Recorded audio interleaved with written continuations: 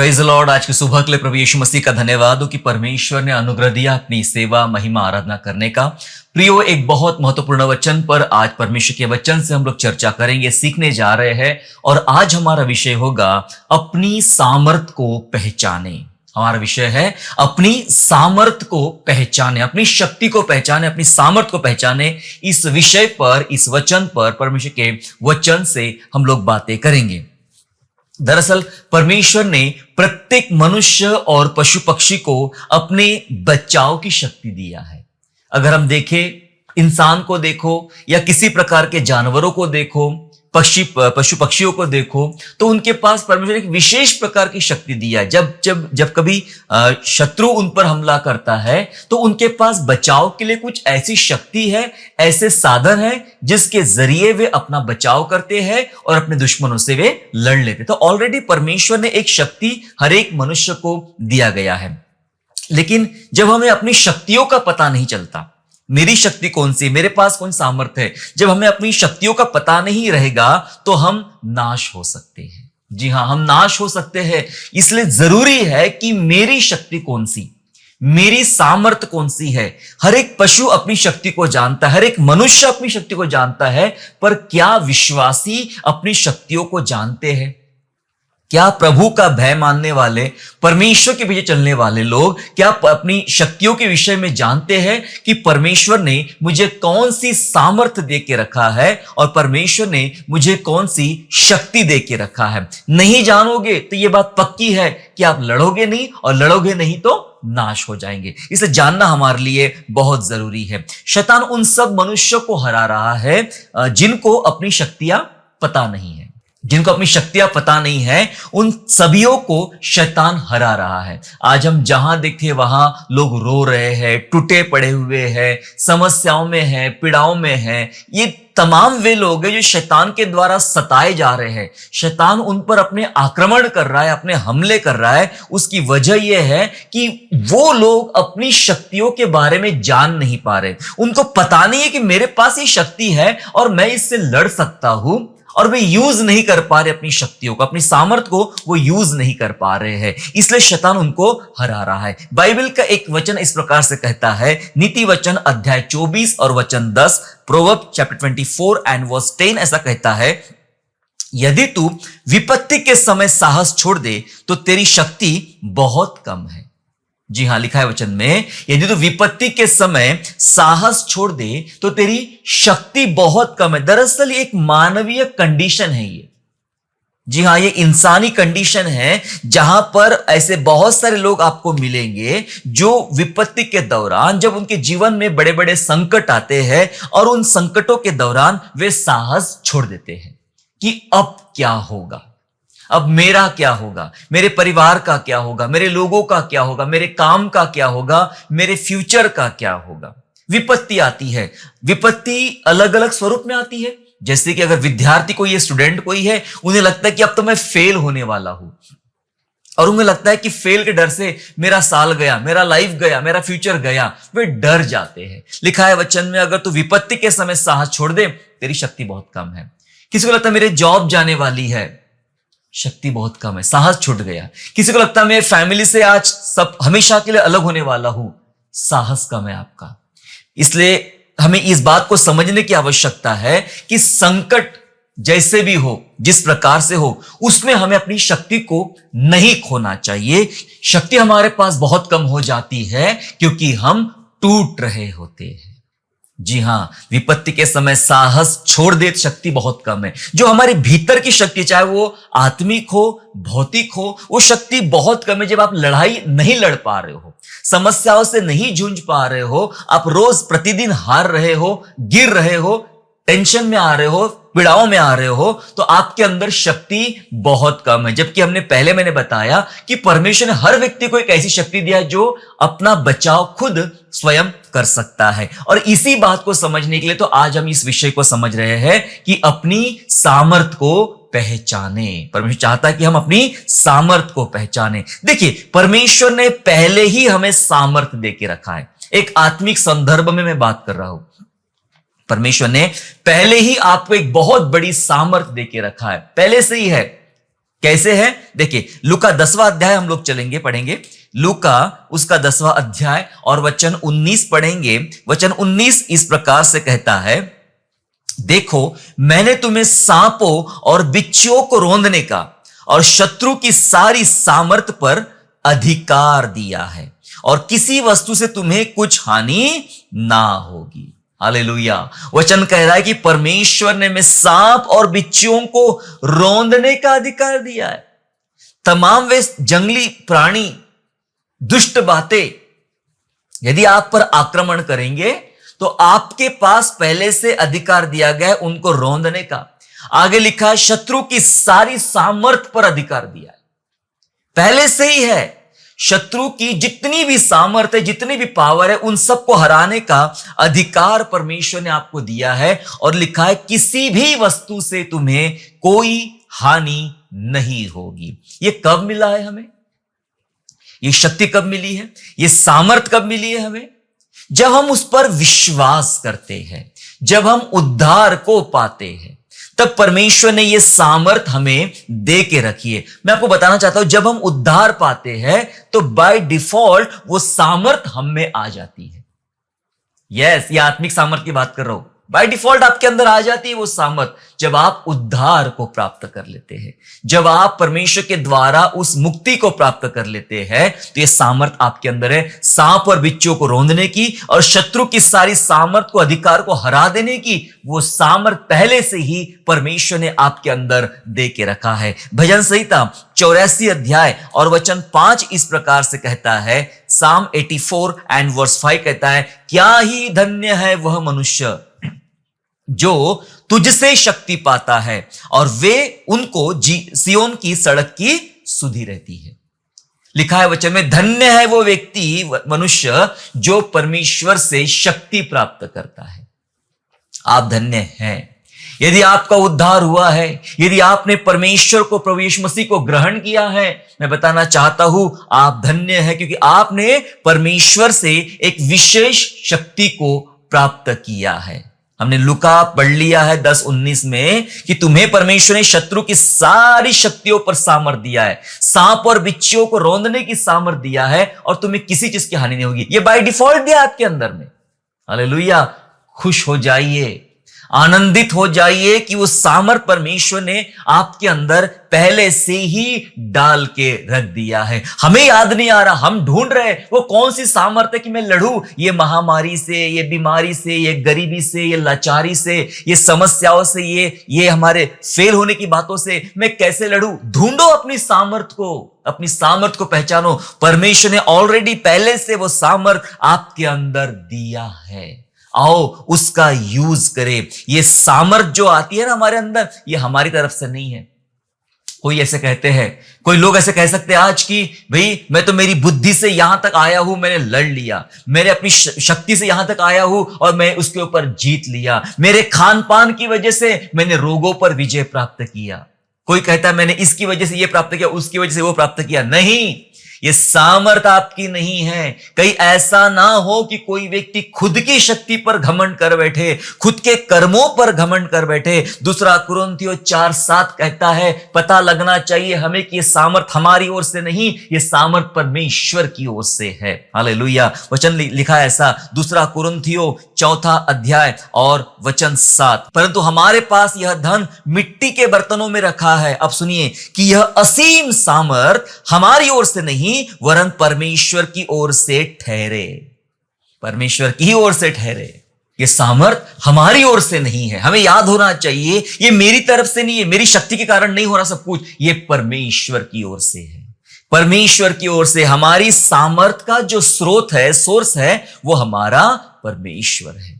हमारा परमेश्वर है मेरे प्यारो, और उस परमेश्वर ने पहले से वो सामर्थ हमारे अंदर बाय डिफॉल्ट डाल के रखा है। तो आप पहले से ही सामर्थी है। सामर्थ तो हमें परमेश्वर ने दिया है, लेकिन सामर्थ दिया है, लेकिन हमें यह जानना जरूरी है कि फिर निर्बल कौन है।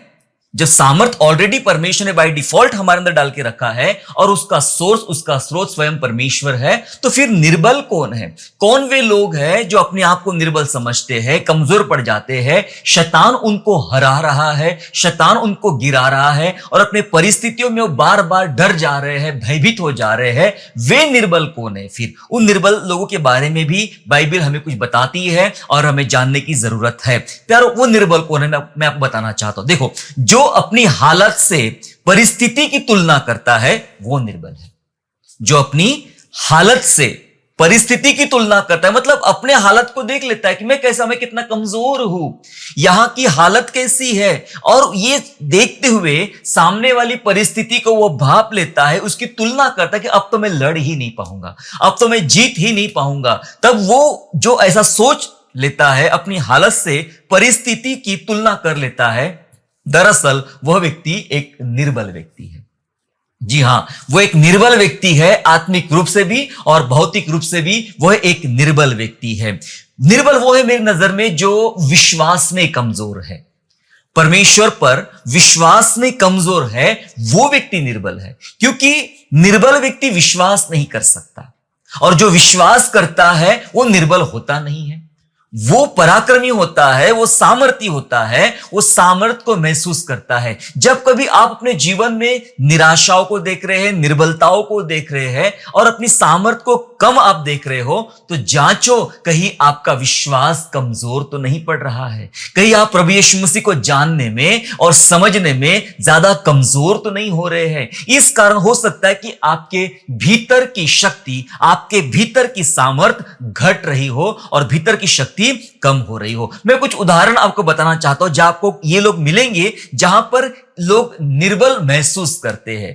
जो मैंने बताया कि निर्बल कौन है, कौन लोग निर्बल होते हैं, इन बातों को समझने का हम लोग प्रयास करेंगे कुछ उदाहरणों के माध्यम से। उदाहरण जो है, एक उदाहरण बताना चाहूंगा गिनती की पुस्तक में से। जी हां, गिनती की पुस्तक में से एक उदाहरण को हम लोग समझने का प्रयास करेंगे। ये उदाहरण तब का है जब मूसा ने कई लोगों को, मतलब हर एक गोत्र में से खास खास लोगों को चुन लिया और उनको उस नगर का, उस देश का भेद लेने के लिए भेज दिया, जहां दूध और मधु की धारा बहती है, वहां पर एक भेद लेने भेज दिया। और ये भेदियों ने भेद लेकर जब आए तब क्या हुआ था? गिनती की पुस्तक अध्याय 13 और वचन 30 और वचन 31 हम लोग पढ़ेंगे। देखिए क्या हुआ। पर कालेब ने मूसा के सामने प्रजा के लोगों को चुप कराने की मनसा से कहा, हम अभी चढ़ के उस देश को अपना कर ले, क्योंकि निसंदेह हम में ऐसा करने की शक्ति है। पर जो पुरुष उसके संग गए थे उन्होंने कहा, उन लोगों पर चढ़ने की शक्ति हम में नहीं है, क्योंकि वे हमसे बलवान हैं। यहां आप देख रहे हैं कौन से लोग कैसी बातें कर रहे हैं।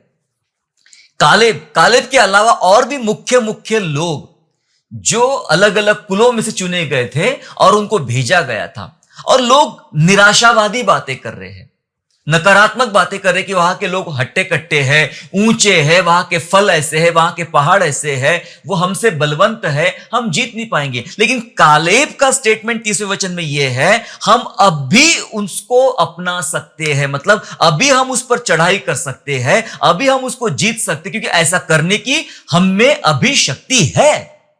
शक्ति है बोल रहा, सामर्थ है हम में। पर जैसे उसने शक्ति है बोला तो जो साथी लोग थे, साथियों ने कहा, नहीं नहीं, वो लोग तो हमसे बलवान है, हमारे अंदर शक्ति ही नहीं है उनसे लड़ने की, हम लड़ने जाएंगे और हम लोग हार जाएंगे। दो प्रकार के लोग दिखाई पड़ेंगे और दोनों विश्वासी हैं, दोनों लायक थे, विश्वास योग्य थे, तभी तो ऐसे लोगों को भेज दिया गया था भेद लेने के लिए। लेकिन यहां एक ऐसा ग्रुप है या एक ऐसा व्यक्ति है जो विश्वास दर्शाता है कि परमेश्वर की सामर्थ मुझ पे है। वचन सिखाता है कि जो मुझे सामर्थ देता है उसमें मैं सब कुछ कर सकता हूं। वो कहता है हम अभी के अभी उस नगर को घेर सकते हैं, अभी के अभी उस नगर को ले सकते हैं। तुरंत दूसरे लोगों ने कहा, हमारे अंदर तो शक्ति नहीं है, हमारे अंदर बल नहीं है उनको जीतने का और उनको हराने का। यही कई दो ग्रुप आपको दिख पड़ते, एक विश्वासी है तो एक अविश्वासी है, एक सकारात्मक है तो दूसरा नकारात्मक है। ये निर्बल है, जी हाँ, ये निर्बल है, ये अपनी हालत को देख रहे, हमारी हाइट छोटी है, उनकी हाइट ज्यादा है, हमारी संख्या कम है, उनकी संख्या ज्यादा है, हमारी शक्ति कम है, उनकी शक्ति ज्यादा है, हमारे हथियार कम है, उनके हथियार ज्यादा है। ये अपनी हालत देख के परिस्थिति की तुलना करते हैं, ये लोग निर्बल है। कालेब निर्बल नहीं है, वो तो बूढ़ा होने के बाद भी शक्ति रखता है अपने अंदर, ऐसा लिखा है वचन में। ये कुछ लोग निर्बल होते हैं, ऐसे निर्बल। कुछ ऐसे निर्बल होते हैं, उन्हें लगता है कि मैं जितना खाऊंगा, जितना पीऊंगा, जितनी कसरत करूंगा, जितना अपने आप को तैयार करूंगा, उतनी शक्ति मेरे अंदर आएगी। लेकिन मैं बाइबल में ऐसे आदमी को दिखाना चाहता हूं जो आत्मा से भर गया, परमेश्वर की सामर्थ से भर गया, और उसके अंदर इतनी शक्ति आई कि वह रथ के साथ दौड़ने लग गया। कौन था वह? एलिया। वो था एलिया, जिसके विषय में लिखा गया है पहला राजा 18 अध्याय में, पहला राजा 18 अध्याय और वचन 46 कहता है, तब यहोवा की शक्ति एलिया पर ऐसी हुई कि वह कमर बांधकर आहाब के आगे आगे इजराइल तक दौड़ता चला गया। उसको कहा, एलिया ने आहाब से कहा कि बारिश आने वाली, तुम इजराइल को चला जा। तो उसने रथ लगाया, अपना घोड़ा बांधा और निकल पड़ा। आप जानते हो घोड़ा किस स्पीड से दौड़ता है, रथ की स्पीड से दौड़ता है। वो स्पीडली भागने लगा, और लिखा है एलिया ने अपनी कमर बांधी, क्योंकि लिखा है पहली आयत मतलब 46 वचन की शुरुआती लाइन में कि यहोवा की शक्ति उस पर हुई। प्रेरितों काम 1:8 में लिखा है कि जब पवित्र आत्मा तुम पर आएगा तब तुम सामर्थ पाओगे। अब ये पवित्र आत्मा एलिया पर आया, वो सामर्थ पाया कि उसके आगे पहुंच गया, रथ के आगे, घोड़े के आगे पहुंच गया दौड़ दौड़ कर। सोच सकते वो ताकत। बहुत लोग सोचते मैं खाऊंगा पीऊंगा, रोज कसरत करूंगा तो मेरे अंदर शक्ति पैदा होगी। नहीं, जब आपके अंदर पवित्र आत्मा आएगा, जब आपके अंदर पवित्र आत्मा का अभिषेक आएगा, सामर्थ आएगा, तब आप सामर्थ पा सकते हो। तब आप सांप और बिच्छुओं को रौंद सकते हो, तब आप शैतान को लताड़ सकते हो, अपनी परिस्थितियों को हरा सकते हो। सामने की परिस्थिति कितनी भी कठिन आपको दिखे, कितनी भी बड़ी दिखे, ऐसा लगे कि मैं नहीं जीत पाऊंगा, लेकिन बताना चाहता हूं, यदि परमेश्वर की सामर्थ आपके ऊपर है, परमेश्वर की आत्मा आपके ऊपर है, तो आप हर हालातों में विजय प्राप्त करोगे। हो सकता है आप उस नन्हे दाऊद के समान हो, छोटे दाऊद के समान हो, लेकिन वो गोलियत को हराने की बात करता है, गोलियत को गिराने की बात करता है, क्योंकि वो परमेश्वर की आत्मा की सामर्थ से भरपूर है। जी हां, आपके अंदर अगर परमेश्वर की सामर्थ है तो ये सामर्थ आपको विजय दिलाएगी। प्यारो, परमेश्वर को जानने पर जो शक्ति मिलती है वो कभी निर्बल नहीं होते हैं। हालेलुया। परमेश्वर को जानने पर जो शक्ति मिलती है वो लोग कभी निर्बल नहीं होते, वो तो हमेशा बलवान रहते। क्या आपने परमेश्वर को जाना है? क्या आप परमेश्वर पर विश्वास करते हो? क्या आप परमेश्वर को समझते हो? यदि आप ऐसा करते हो तो आप बलवान हैं, आप निर्बल नहीं होंगे। प्यारो, चाहे लाइफ में जो कुछ चल रहा है, आपके हालातों को देखना बंद करें, अपने आसपास की परिस्थितियों को देखना बंद करें, नकारात्मक विचारों को लाना बंद करें, अपनी सामर्थ पहचाने, कौन सी सामर्थ परमेश्वर ने मुझे दे के रखा है, अपनी सामर्थ ढूंढे, उसको निकाले, उसका इस्तेमाल करें परमेश्वर के राज्य के लिए। आपकी हर एक हालातों पर परमेश्वर आपको विजय देगा, अगर आप ये समझते हो कि मेरे अंदर सामर्थ जो है वो सामर्थ मुझे मेरे परमेश्वर ने दे के रखी है। अब जान ले थोड़ा सा कि हमारी सामर्थ फिर है क्या, कहां से मिलेगी ये सामर्थ, क्या है हमारी सामर्थ। सारी बातें वचनों से ही हम लोग समझ रहे हैं कि कौन सी सामर्थ मेरी है और हमारी सामर्थ क्या हो सकती है। सबसे पहले जो है हमारी सामर्थ है क्रूस। लोगों की नजर में क्रूस पराजय का चिन्ह है, हारे लोगों का चिन्ह है, सजा का चिन्ह है, दुख का चिन्ह है, यातनाओं का चिन्ह है। मैं बताना चाहता हूं हम सभी विश्वासी भाई बहनों के लिए कि क्रूस जो है वो आपकी सामर्थ का चिन्ह है, वहीं से आपको सामर्थ मिलेगी। देखिए, ऐसा लिखा है वचन में, पहला कुरिन्थियों अध्याय 1 वचन 18 पद कहता है, क्योंकि क्रूस की कथा नाश होने वालों के निकट मूर्खता है, परंतु हम उद्धार पाने वालों के निकट परमेश्वर की सामर्थ है। क्रूस की कथा परमेश्वर की सामर्थ है हम उद्धार पाने वालों के लिए। दूसरों के लिए पराजय का चिन्ह है क्रूस, पर हमारे लिए सामर्थ का चिन्ह है क्रूस। हालेलुया। आपकी सामर्थ है प्रभु यीशु मसीह का क्रूस। क्रूस पर यीशु के मरने का भेद जो आप जानते हो, वही आपकी असली ताकत है। क्या आप इस भेद को जानते हो कि यीशु मसीह क्रूस पर क्यों मरा? उसके मरने के भेद को आप जानते हो? क्रूसिफाइड होने के भेद को आप जानते हो? यदि इस भेद को आप समझ गए कि यीशु क्यों मरा क्रूस पे, वही बात आपके लिए सामर्थ बन जाएगी। हम उद्धार पाने वालों के लिए परमेश्वर की सामर्थ है ये क्रूस। क्रूस लेके चलना, क्रूस के साथ जीना, क्रूसित जीवन जीना और यीशु मसीह के क्रूस को समझना, यीशु मसीह के क्रूस पर मरने की बात को जानना, ये भेदोमय बात है मेरे प्यारों। ये अद्भुत भेद है, ये उद्धार का भेद है, ये पाप क्षमा का भेद है, ये अनंत जीवन का भेद है। यदि ये भेद आपको समझ में आ गया तो ये क्रूस आपके लिए पराजय नहीं लाएगा कभी भी। ये क्रूस आपके लिए सामर्थ बन जाएगा। यस, इसको समझने के लिए बहुत समय लगेगा आपको। ये क्रूस की सामर्थ क्या होती है, आओ क्रूस को समझे, क्रूस के दुखों को जाने, यीशु मसीह के मृत्यु को जाने, और ये क्रूस आपके लिए सामर्थ है। यहां से आपको शक्ति मिलेगी, यहां से आपको सामर्थ मिलेगा। एक दूसरा कारण है कि हमारी सामर्थ क्या है, एक दूसरा कारण है, और दूसरा कारण है जीवन परिवर्तन। जीवन परिवर्तन ये अपने आप में एक बड़ी सामर्थ है। जब आपका जीवन गंदा था, अशुद्ध था, पाप में था, तो आपकी भीतरी सामर्थ भी कमजोर थी। आपको सांप और बिच्छू को रौंदने का अधिकार नहीं था। शैतान की सामर्थ को लताड़ने का आपके पास अधिकार नहीं था। बाइबल में ऐसे कुछ लोग हैं जो परमेश्वर को नहीं जानते थे, प्रभु यीशु के पीछे नहीं चलते थे, लेकिन प्रेरितों की एक्टिंग करते थे, दुष्ट आत्माओं को निकालने की और बीमारों को चंगा करने की एक्टिंग करते थे। एक बार उनको दुम दबा के भागना पड़ा, कपड़े उतार के नंगी अवस्था में उनको भागना पड़ा, क्योंकि ये लोग सिर्फ एक्टिंग कर रहे थे। इन्हें क्रूस पर मरे हुए यीशु के बारे में जानकारी नहीं थी, यीशु के जी उठने की जानकारी नहीं थी, क्रूस का भेद ये लोग नहीं समझ पा रहे थे, इसलिए उनके अंदर शक्ति नहीं थी। आपके अंदर शक्ति तब आएगी मेरे प्यारों, जब आप क्रूस को समझेंगे, क्रूस का भेद समझेंगे। वैसे ही होता है जीवन परिवर्तन होना। इनका तो जीवन परिवर्तन था नहीं, इसलिए शक्ति नहीं थी।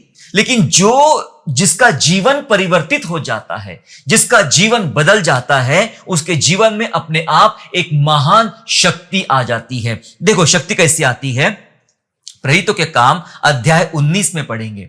प्रेरितों के काम अध्याय 19 में 19 की जो बात मैं आपको बताने जा रहा हूं, ये पौलुस के विषय में है। पौलुस जो कभी शाऊल हुआ करता था, और प्रभु यीशु मसीह के साथ जब उसका एनकाउंटर हुआ तो पौलुस का जीवन बदल गया।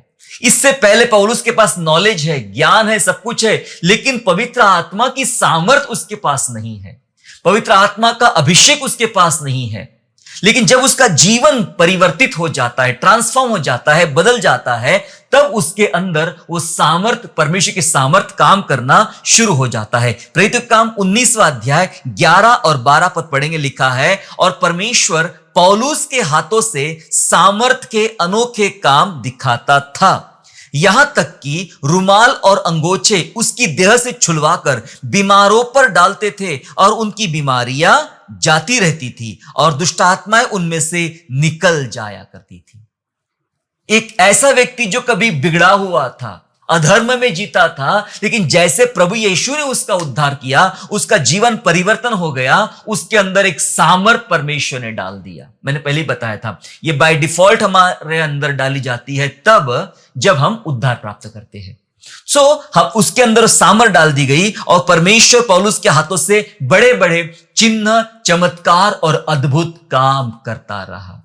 और क्या अद्भुत लिखा है वचन में, लोग तो उसके बॉडी से छू लेते थे, रुमाल या कपड़े उसको टच करके बीमारों पर डालते थे, दुष्ट आत्माओं पर डालते थे, और बीमार चंगे होते थे, दुष्ट आत्माएं भाग निकलती थी। ये सामर्थ थी पौलुस के अंदर, ये परिवर्तन की सामर्थ है मेरे प्यारों। जब आपका जीवन परिवर्तन हो जाएगा, आपके अंदर परमेश्वर इस प्रकार से अपनी सामर्थ को भरेगा, और ये आपकी सामर्थ बन जाएंगी। एक बदला हुआ जीवन, एक परिवर्तित जीवन आपकी सामर्थ बन जाएगी।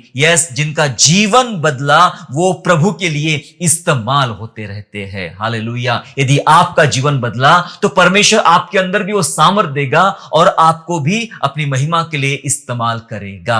आखिरी दो बातें बता के मैं खत्म करना चाहता हूं कि सामर्थ कहां से मिलती है या फिर हमारे लिए सामर्थ क्या है। अभी तक मैंने दो बातें बताई। क्रूस हमारी सामर्थ है, एक बदला हुआ परिवर्तित जीवन हमारी सामर्थ है, और तीसरी बात है वरदान, गिफ्ट। वरदान हमारी सामर्थ है।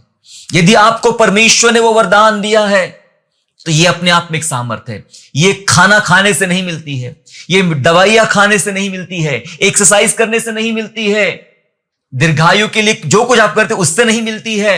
मैं बताना चाहता हूं ये एक वरदान है। सामर्थ मिलना एक वरदान है, शक्ति मिलना एक वरदान है। शिमशोन ने आखिरी समय में वो वरदान मांगा, प्रभु मुझे वो वरदान दे, मैं तो खो चुका हूं, अपनी सामर्थ खो चुका हूं, अपना अभिषेक खो चुका हूं, मुझे एक बार मौका दे, मुझे वो वरदान दे। और फिर से परमेश्वर ने वरदान दिया। जब उसके बाल बढ़ना शुरू हो गए, वरदान दिया और एक महल में जाकर उसने कई लोगों को मार डाला, पलिश्तियों को मार डाला। प्यारो, सामर्थ ये वरदान है। सामर्थ मिलना एक वरदान। उसके पास तो आंखें भी नहीं है और वो बंधुआ है, कैदी है उस समय, लेकिन फिर भी उसके वरदान की वजह से उसने शत्रुओं को हरा डाला। प्यारो, वरदान होता है। आपके और मेरे अंदर परमेश्वर ने ऐसे ही कुछ वरदानों को दिया है। पहला कुरिन्थियों 12 अध्याय 9 और 10 या वरदानों की चर्चा है, पढ़ लेते हैं। पहला कुरिन्थियों 12 अध्याय और 9 और 10 लिखा है, और किसी को उसी आत्मा से विश्वास और किसी को उसी एक आत्मा से चंगा करने का वरदान दिया जाता है। फिर किसी को सामर्थ के काम करने की शक्ति, हाँ जी लिखा है, सामर्थ के काम करने की शक्ति, किसी को भविष्यवाणी की, किसी को आत्माओं की परख, और किसी को अनेक प्रकार की भाषा, और किसी को भाषाओं का अर्थ बताना। ये सब वरदान है। वरदान, ये वरदान दिए जाते। कौन सा वरदान था उसमें से एक हमने पढ़ा अभी, सामर्थ के काम करने की शक्ति। सामर्थ के काम, फिर वो कुछ भी हो सकते हैं परमेश्वर के राज्य के लिए। शिमशोन ने गधे के जबड़े से हजारों को मारा, और बड़े बड़े चिन्ह चमत्कार हम बाइबल में देखते हैं, जो पतरस के द्वारा हुए, पौलुस के द्वारा हुए, मूसा के द्वारा हुए। बड़े बड़े सामर्थ के काम ये वरदान के तौर पे आएंगे आपके अंदर। वरदान जरूरी है। परमेश्वर से गिफ्ट मांगे, वरदान मांगे, प्रभु मुझे सामर्थ का वरदान दे। अपनी सामर्थ को पहचाने, अपने वरदान को पहचाने। यदि वरदान आपको पता चला तो आप जीवन में कहीं पर भी नहीं हारोगे। ये वरदान चमकाएगा आपको, ये वरदान काम करेगा, ये वरदान आपको विजय दिलाएगा। यस, वरदानों से मिलती है सामर्थ, वरदानों से। तीसरी बात बताया वरदान। चौथी आखिरी बात, वचन और पवित्र आत्मा हमारी सामर्थ है। सब कुछ वही है। परमेश्वर का वचन जो दोधारी तलवार है, बहुत बड़ी सामर्थ है। इधर मारो तभी कटेगा, इधर मारो तो भी कटेगा। परमेश्वर का वचन हथौड़ा है, लिखा है वचन में। वचन हमारी सामर्थ है। और पवित्र आत्मा वो हमारी सहायता के लिए दिया गया है। जब जब आप निर्बल पड़ोगे, जब जब आप कमजोर पड़ोगे, किसी भी बात को जीतने के लिए, परिवार में, बाहर में, घर में, सभी बातों में, शैतान से लड़ने में, जब भी आप कमजोर पड़ेंगे, पवित्र आत्मा आपको बल देगा। पवित्र आत्मा आपकी मदद करेगा, आपको सामर्थ्य देगा। वचन और पवित्र आत्मा हमारी सामर्थ्य है। पढ़ लेते वचन को। कुलुसियों पहला अध्याय, कुलुसियों उसका पहला अध्याय और वचन 11 कहता है, और उसकी महिमा की शक्ति के अनुसार सब प्रकार की सामर्थ्य से बलवंत होते जाओ, यहां तक कि आनंद के साथ हर प्रकार से धीरज और सहनशीलता दिखा सको। लिखा है वचन में, परमेश्वर की सामर्थ्य से बलवंत होते जाओ, उसकी महिमा की सामर्थ्य से बलवंत होते जाओ। यह वचन आपको बलवंत करेगा, आपकी प्रार्थनाएं आपको बलवंत करेगी, पवित्र आत्मा की मदद आपको बलवंत करेगी। जी हां, और जब आप ऐसे बलवंत होगे, जैसे आप ऐसे मजबूत होगे, शक्तिशाली होगे, आप किसी भी बात को हरा पाएंगे, किसी भी चीज पर आप विजय प्राप्त कर पाओगे। क्योंकि लिखा है वचन में, यदि तू विपत्ति के समय साहस छोड़ दे तो तेरी शक्ति बहुत कम है। क्या आपकी शक्ति कम है? आप बार बार हार रहे हो? विपत्ति जैसी आती आप सामर्थ खो देते हो, समस्या जैसी आती आप सामर्थ खो देते हो। पहचानो अपनी सामर्थ को, ऑलरेडी बाय डिफॉल्ट हमारे अंदर दी गई है। झांको उसको, ढूंढो उसको, यूज करो, इस्तेमाल करो मेरे प्यारो। जब एलिया रथ के आगे दौड़ सकता है, आप बहुत कुछ कर सकते हो। कालेब कहता है अब भी हम जाके उस नगर को ले सकते हैं, तो आप भी बहुत कुछ कर सकते हो। क्रूस को समझो, क्रूस पर मारे हुए यीशु मसीह को समझो, तीसरे दिन जी उठे यीशु मसीह को समझो। क्रूसी जीवन क्या है उसको समझो, वो आपके लिए सामर्थ है। दूसरों के लिए कुछ नहीं है, मूर्खता है, पर हमारे लिए सामर्थ है। जीवन नहीं बदला है तो आज जीवन बदलो। जैसे आपका जीवन बदलना शुरू हो जाएगा, आपके अंदर फिर से प्रभु की सामर्थ डेवलप होना शुरू हो जाएगी। आपका बदला जीवन ही आपकी अद्भुत सामर्थ है। जीवन को बदलो, वरदानों को मांगो। वरदान आपको सामर्थ्य काम करने के लिए मदद करेगा, और पवित्र वचन और पवित्र आत्मा, इनकी सहायता लो। ये आपको जीवन भर कभी गिरने नहीं देगा, हारने नहीं देगा। विश्वास करता हूं कि आपको आपकी सामर्थ्य के विषय में जानकारी मिली हो, जानकारी समझ आ गई हो, और विश्वास होता है इसी वचनों के माध्यम से आप अपने जीवन में बड़े अद्भुत से अद्भुत काम करोगे। आइए हम लोग प्रार्थना करेंगे।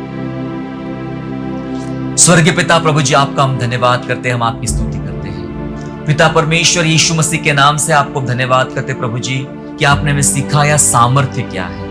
प्रभु, हम कई बार अपनी सामर्थ्य खो चुके होते हैं, हमें नहीं पता चलता हमारी सामर्थ्य कहां पर मिलती है, कहां थी, कैसे उसको यूज करें, कहां हम खोते हैं। प्रभु जी, आज हमें याद दिला कि हम सामर्थ्य खोए नहीं, वरन सामर्थ्य को पाए, मजबूती के साथ उस शक्ति को प्राप्त करें जो परमेश्वर के वचन में मिलती है। प्रभु, आइए प्रभु, हमारा जीवन बदलिए। वो क्रूस को समझने के लिए सामर्थ्य यीशु राजा, हम एलिया के समान दौड़ने वाले बने, कालेब के समान जीतने की बात करने वाले बने। प्रभु, ऐसी सामर्थ, ऐसी शक्ति, ऐसा बल प्यारे पिता परमेश्वर आप हमको दीजिए यीशु राजा। हम आपको धन्यवाद करते हैं, हमें आशीष दे। जीवन में हम कभी निर्बल ना हो, बलवंत हो, और बलवंत हो के शैतान के राज्य को हिला सके, क्योंकि वह बहुत सारे लोगों को गिरा रहा है, हरा रहा है। लेकिन प्रभु, जब आपकी आत्मा से हम भर जाए, शक्ति सामर्थ्य से हम भर जाए, तब प्रभु जी अंधकार और शैतान को प्रभु जी हम हराने वाले बन जाए। ऐसी दया, ऐसी करुणा प्रभु आप हम पर कीजिए। धन्यवाद करते कि प्रभु की आत्मा में होकर हम जय प्राप्त करेंगे, कि जो मुझे सामर्थ्य देता है उसमें मैं सब कुछ कर सकता हूँ। धन्यवाद स्तुति करते हैं, यीशु नासरी के नाम से प्रार्थना मांगते हैं, आमेन। आशा करता हूँ आज के संदेश के द्वारा आपने आशीष प्राप्त किया है। यदि सचमुच आपने आशीष प्राप्त किया है तो इस संदेश को दूसरों के साथ शेयर कीजिए, और हमारे दूसरे भी संदेशों को सुनने के लिए हमारे चैनल को सब्सक्राइब करें और नोटिफिकेशन के लिए बेल आइकन को दबाइए। और हाँ, यीशु पर विश्वास करना ना छोड़ें, वो आपको आशीषमय स्थानों की ओर आगे ले जाएगा। God bless you all.